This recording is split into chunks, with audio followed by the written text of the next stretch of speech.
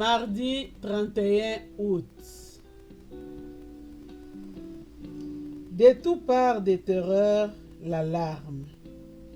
Ce qui faisait sa confiance est arraché de sa tente, et il est forcé de marcher vers le roi des terreurs.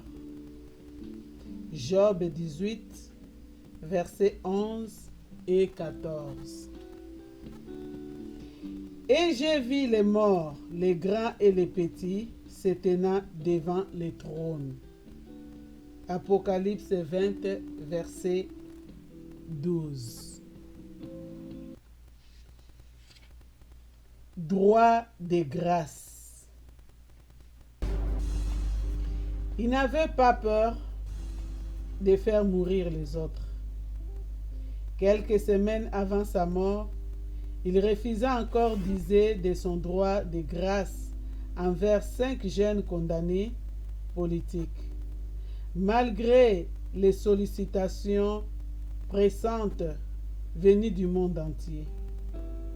Les voilà maintenant dans sa chambre, frappé par une maladie dont il ne se relèvera pas.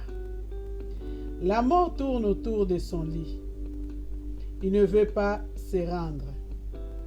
Il ne veut même pas céder à un autre le pouvoir qu'il détient. 16 médecins parmi les plus célèbres se relaient pour retenir une vie que Dieu retire inexorablement.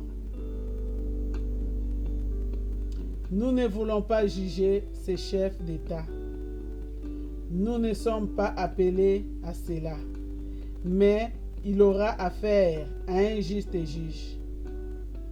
Et quand il a franchi la frontière d'où l'on ne revient pas, dépouillé de tous ses titres, vide de toute son autorité, il comparaîtra en jugement.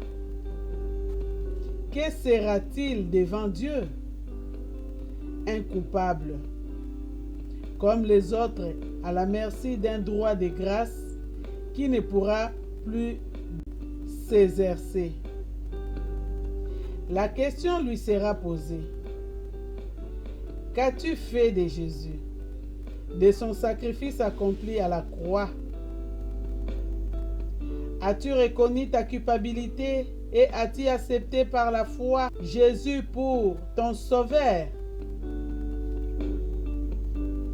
Devant Dieu, titre, richesse et gloire des hommes ne sont que fumée. Les fils des grands ne sont que mensonges. Placés dans la balance, ils montent ensemble plus légers que la vanité. Psaume 62, verset 9. Tous les hommes sont égaux devant Dieu, parce que tous ont péché. Mais les uns seront pardonnés parce qu'ils ont cru, et les autres seront condamnés parce qu'ils n'ont pas cru au nom du Fils unique de Dieu.